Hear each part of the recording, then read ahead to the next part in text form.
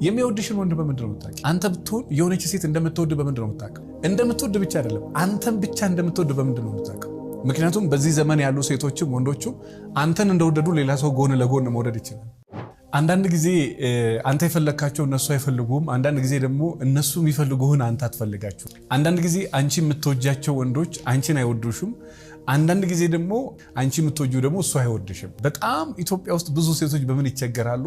መወደዴን በምን እርግጠኛ ሆናለሁ? እኔ ወደዋለሁ እሱ ግን እንደሚወደኝ በምን አውቃለሁ? እኔ ወዳታለሁ እሷ ግን በምን ተወደኛለች? በምን አረጋግጣለሁ? አንድ ደራሲ ነው መሰለኝና እኔ አንቺ ነኝ አንቺ እኔ ነሽ ወይ አላት ይባላል ልጅቷንና በተለይ በዚህ ዘመን ሴቶቹም ወንዶቹም በትዳር ላይ ሲማገጡ ወይ ደግሞ በፍቅር ላይ ሲማገጡ በቅርብ እንኳን አንድ ሴት ፍቅረኛ ነችና የ4 ዓመት ጓደኛው ነችና በጣም በሚያስደነግጡ ነው ከተደጋጋሚ ሰዎች ጋራ ከተለያዩ ሰዎች ጋራ ትማገጣለች እና ፕሊስ የሆነ ውስጥ ፊልም ያደርገው አንተ ትቃዥ ያለህ ጤና የለህም ማለት ነው። በቃ አታምነኝም በቃ ይሄ ነገር ይቁም ምናም ብላ በቃ እሱ እውነቱን ውሸት አድርጎ እንዲያስብ ታደርጓለች። ከዛን እግዚአብሔር አንድ ቀን ያጋልጣል። የገዛ ሰፈራቸው ዝም ብሎ እግር ጥሎት በዛ ልክ ሲመለስ ልጅቷ ስትሳሳብ መኪና ውስጥ ያያታል። ላውም ለረጅም ደቂቃ ማመን አቅቶኝ መንቀጥቀጥ ጀመርኩኝ።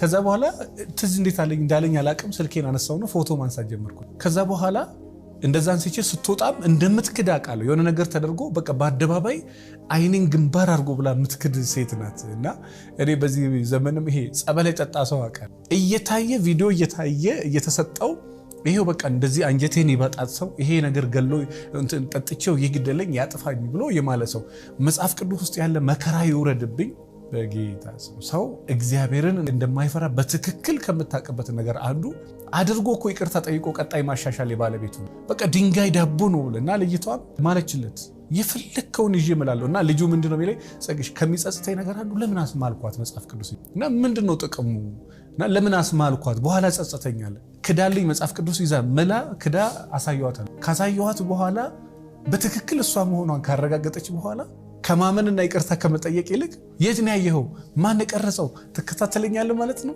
እንግዲህ አስበው የሆነ ቺስ ያደርግ ያስከው ሰው በቃ ሶሪ ይቅርታ በቃ አውቄ አይደለም ወይ ደግሞ ድንገት የምወደው ሰው ነበር ወይ ደግሞ በቃ ማገጥኩብን ብሎ ይቅርታ ይጠይቃል።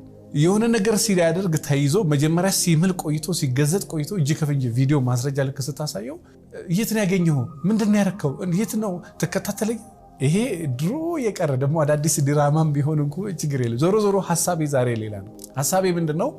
የሚወድሽን ወንድ በምንድነው የምታውቂው? አንተ ብትሆን የሆነች ሴት እንደምትወድ በምንድነው የምታውቀው? እንደምትወድ ብቻ አይደለም አንተን ብቻ እንደምትወድ በምንድነው የምታውቀው? ምክንያቱም በዚህ ዘመን ያሉ ሴቶችም ወንዶችም አንተን እንደወደዱ ሌላ ሰው ጎን ለጎን መውደድ ይችላል።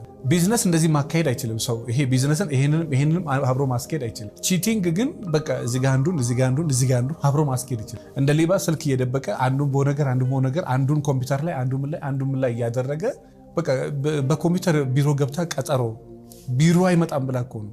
ቢሮ ያሉ ሰዎች ግን ፎቶ አንስተው ልከውለት ያውቃሉ። የሚወዱ ሰዎች አንተን ብቻ እንደወደዱ በምን ታውቃለህ? የሚወዱሽ ሰዎች አንቺን ብቻ እንደወደዱ በምን ታውቂያለህ? ወይ ደግሞ የሆነ ወንድ እየወደደሽ እንደሆነ ወይ ደግሞ የእውነት እንደሚወድሽ በምን ታውቂያለህ? አንዳንድ ጊዜ መወደዳችንን ማወቅ እንፈልጋለን ወይ ደግሞ መወደዳችንን የምናውቅባቸው መንገዶችን አናውቃቸውም። አንድ ሴት አንድ ወንድን ከወደደች የምታሳያቸው ነገሮች አሉ። ኖርማል ሞዴል አይደለም።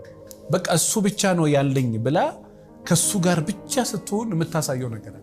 በቃ ከሱ ጋር እሱን አግብታ ከሱ ጋር መሞት እንደምትፈልግ ከሱ ጋር እስከ ለተሞቷ መኖር እንደምትፈልግ ከሷ ጋር እስከ ለተሞቱ መኖር እንደሚፈልግ የሚያሳዩ በጣም ብዙ ማሳያዎች። ሌላው ከዛ በላይ እንደዚህ አይነት ሰዎችን በይበልጥ የምታውቁባቸው ከናንተ ጋር የትዳር ህይወት ያስባል። ነገም ብታገባት ፈቃደኛ ናት፣ ነገም ብታገቢ ፈቃደኛ ነው። የእውነት ከልቡ የሚወድሽ ወንድ ነገም ብታገቢ ፈቃደኛ ነው፣ ነገም ብታገባት ፈቃደኛ ነው። ሐሳቧ ግልጽ ነው፣ ንግግሯ ግልጽ ነው፣ መንፈሷ ግልጽ ነው፣ ውሸትም የለባትም። ለምን የምታገባክ ሴት ነክ ለአንተ 100% አንተ ጋር የሆነ ነገር አለ። ከዛ የተነሳ የምትዋሽ ምንም ነገር የለም። ሰዎች የሚዋሹት አንተ ላይ 100% እርግጠኛ ካሉ ይወዱሃል፣ ግን በደንብ ልባቸው ሙሉ አይደለም።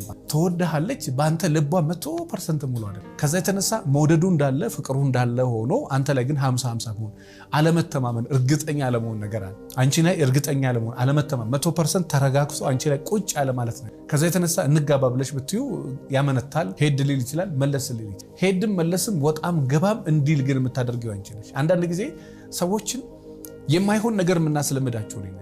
ሴት ልጅ ከታች ጀምሮ ቀጥ መታረጋተም ከታች ጀምሮ የምታበላሻትም አንተ ካበላሻት አንድ ጊዜ ታች ላይ በታሪክ መቼም ቦታውን ታስተካክላ ቀጣት አንድ ጊዜ የሆነ ቦታ ላይ ካበላሸሹ የሆነ ከዛ በኋላ ከፍ ብሎ መቼም ቢሆን ቀጥ አይልም። ምናልባት የማለት እድሉ 50-50 ነው።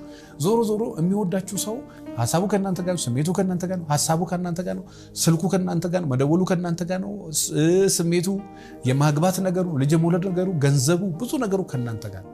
እናንተን የሚዋሽ ምንም ነገር የለም። 24 ሰዓት ትኩረት ሰጥቶ በቃ ያለኝ አንድ ነገር ነው ብሎ አንቺን ነው የሚከታተለው። ያለኝ አንድ ነገር ነው ብሎ አንተን ነው የምትከታተለው። ሐሳቧ ብዙ ቦታ የሆነችስ አንተ ላይ እርግጠኛ አይደለችም። ብትመጣም ጉዳዩ አይደለም፣ ባትመጣም ጉዳዩ አይደለም። ባታጣ ደስ ይላታል፣ ትወድሃለች። 100% ግን ይሄ ልብ የሚነቀንቀው ፍቅር ግን ውስጥ 100% ግን ልቡን የሚያነቃንቀው ፍቅር ከዛ የተነሳ ይሄዳል። ከዛ ሲቆጮ ደግሞ ይመጣል። ትሄዳለች። ከዛ ደግሞ የጊልቲነስ ስሜት ሲሰማት አንተን የበደለች ወይ ደግሞ ግፍ ሰርቼ ይመታሉ ብላ ስታስብ አንተን ወዳ ሳይሆን ስለ ጊልቲነቱ ትመጣለች። ጸጸት፣ እንደዚህ አድርጌው፣ እንደዚህ አድርጎኝ፣ እንዲያርጎልኝ፣ እንዲያርጊያት ወይ ደግሞ የሆነ የጸጸት ስሜት ያንን የጸጸት ስሜት በቃ የአይምሮ ወቀሳውን ለመሸፈን አንተ ጋር ይመጣል ወይ ደግሞ እሱ ጋር ትመጣል። የእውነት ፈልገው አይደለም ለጊልቲነስ። በዛው መጠን ደግሞ እነዚህ እናንተን የማይወዷችሁ ሰዎች ምክንያት ያበዛሉ። በዚህ ስትላቸው በዚህ ይላሉ፣ በዚህ ስትላቸው በዚህ ይላሉ። ከእናንተ ጋር ላለመሆን ምክንያት ያበዛሉ። ምክንያትም ያበዙ፣ ውሸትም ያበዙ፣ ጊዜ የማይሰጡ፣ ትኩረት የማይሰጡ፣ ሀሳባቸውን ከእናንተ ጋር የማያደርጉ ሰዎች 100% እናንተን የመፈለግ እድላቸው በጣም አናሳ። ከዛ የተነሳ በተለይ ሴት ከሆንሽ 5 ዓመት 6 ዓመት 7 ዓመት ካባከንሽ በኋላ ብንን ስትይ 39 እንዳትሞይ፣ ብንን ስትይ 35፣ ብንን ስትይ 30 እንዳትሆኚ እንደማይፈልጋት ወይ ደግሞ ኢንዳይሬክትም ቢሆን ሰው ዳይሬክት አያሳያችሁ። እኛ ችግሩን ነው አፍ አውጥቶ አትወደኝም ነግሯታል እኮ በተግባር በምን እንደማይወዳት ነግሯታል። ነግረዋለች እኮ እንደማትፈልገው በዚህ ነግረዋለች። ግን አስታውሳለሁ የዛሬ 10 ምናምን ዓመት እስኪ ንገሪኝ የእውነት አትፈልገኝም? ከዛ በኋላ ማይልኛል ማለቻው። ከዛ በኋላ የሆነ ውስጤ ቁርጥ ያለ ነገር ከዛ በኋላ ድጋሜ ወደኋላ ሄደ ታውቃለህ፣ አስበህ ታውቃለህ። ትዝም ብሎኝ ያውቅ የረጅም ዓመት ዋጋ የከፈልክበት ነገር ነው። በጣም ነው የምትረበሸው፣ በጣም ነው የምትታመመው ምናምን። ግን ሰውየው አልፈልግም በቃኝ ካለ ከዛ በኋላ ምን ማድረግ ትችላለህ? አልፈልግህም ያለን ሰው ደግሞ አንተን እፈልግሃለሁ ብለህ ማለት ከዛ በላይ ሰውየው እንዲወጋክ ያደርጋል። ለምን እየጠላ ነው ካንተ ጋር ቢኖሩ። እኔ የእውነት የማይወዷቸውን ሰዎች ኦኬ ቴንክ ዩ ብለህ ሸኛቸው። ለምን አይፈልጉህም? የማይፈልጉህን ሰዎች አንተ ጋር እንዲቀሩ ወይ ደግሞ የማይፈልግሽ ወንድ አንቺ ጋር እንዲቀር ማድረግ ራስን በስቃይ መውጋት ነው። በቃ ስቃይ ነው። ሰዎቹ ስለማይፈልጉ ደስተኛ ነው። በዛ ላይ ደግሞ አለመፈለግ እንዴት ነው የሚያምነው? የሆነ ሰው ሳትፈልገኝ በቃ በግድ እያለች ከኔ ጋር ስትኖር ታየኝ እኮ ምን ያህል ስሜት እንደሚጎዳ።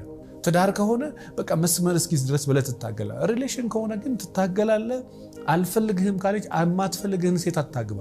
የማትፈልግህን ሴት ራስህን መጉዳት ነው፣ እሷን መጉዳት።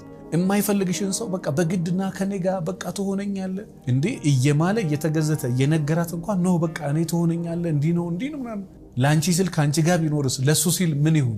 ለአንተ ስትል ከአንተ ጋር ከሆነች ለሷ ስትል ምን ትሆን? ስሜቴ ሙሉ አይደለም። ከአንተ የተሻለ ወድጃለሁ፣ ከአንቺ የተሻለ ወድጃለሁ። በቃ የሴት ህይወት ምርጫ ነው። መጽሐፍ ቅዱስ እሳትና ውሃ አቅርቤልሃለሁ ወደ ፈለግከው እጅህን ስደድ ነው። እኔን ከመረጠች እኔን ጋር፣ እኔን ካልመረጠች ከዛ ጋር ችግር የለም። እኔ ደግሞ የሆነ ማንነት አለኝ ብለህ አስብ። እኔ ደግሞ የሆነ ማንነት አለኝ ብለሽ አስብ። የሆነ የሚወደድ ካራክተር አለኝ፣ የትም ብሆን ተፈላጊ ነኝ ብለሽ አስብ። በቃ እነሱ ሲጥሉ እንዳሮጌ ቁና በቃ ምድር ላይ የማትፈለጊ እንደዛ የሚሰማሽ ከሆነ ነው እንደውም እልህኛ ያደርጋል እንድትሰራ። ለምንድን ነው ያጣሁት? ስለማለብስ ነው? ስለማልሰራ ነው? ገንዘብ ስለሌለ ምንድን ነው? እኔ ያን ጊዜ ይገርማችኋል በቃ 7 ወር የእውነት ፀሐይ አላቅም፣ እንጀራ አላቅም። በ7 ወር ነው መኪና እልህ ምላጭ ያስወጣልና እልህኛ ነኝ ብዬ አስባለሁ። የሆነ ነገር ከሰው ጋር ባለኝ ነገር ሳይሆን በቃ የሆነ ነገር በዛ እንደተሰበርኩ ከገባኝ ኦኬ የተናኩት ስለሌለኝ ነው። መቼም ምንም ጠባሳ የለብኝም። ልቤ እንደዛ ነው። በቃ በህይወቴ ተመልሼ ማላገኘው ላይፍ ይሄን ሁሉ ካጣው ምንድነው ጉለቴ? ምናልባት ገንዘብ አይደል የሌለኝ ሰው አይነት ታዲያ ማምጣት እችላለሁ አልኩኝ። እውነቴን ነው የምነግራችሁ። በቃ ሰው 24 ሰዓት ይሰራል 9 ወር። ከዛ በፊት የአዲስ አበባ የቀበሌ መታወቂያ የለኝም እንኳን መንጃ ፈቃድ ቀርቶ። በቃ ከዛ በኋላ በ7 ወር ነው እስከ 9 ወር ባለ ጊዜ ውስጥ መኪና ገዛው። እንግዲህ አስበው ምንም ዜሮ ከሆንክበት ላይ ከዛ ተነስተ መንገድ ላይ ሶፍት እስከማለት ሊሶትሮ እስከማለት ጫማ እስከመስፋት በቃ ማንም የማይሆነው በቃ አስታውሳለሁ። አንድ ጓደኛዬ ፊልድ ሁሉ ክፍለ ሀገር ወጥቼ እስከ መስራት የተነሳ በጣም የታሸጉ አሮጌ ብሮች ይዘ ፊት ማዲያት በማዲያት ሆኖ በቃ እና እንዴት እንዳሳዘንከኝ ከሰል መስልሃል አለ። የእውነት እስካሁን ድረስ አረሰ። የእውነት እሱ እንዳለኝ እንደዛ በቃ ፊቴ ሁሉ ሌላ ሰው በቃ ከዛ በኋላ ስራና ሰው ከዛ እዛ የተፎጋገርንበት ዜብራ ላይ ተገናኘን። እዛችሁ ዜብራ ላይ የእግዚአብሔር ስራ ግን ይገርመኛል። ሰው ሙልጭ አድርጎ የሆነ ነገር ብሎ ይሰድብህና ምን ገጥሞኛል መሰላችሁ?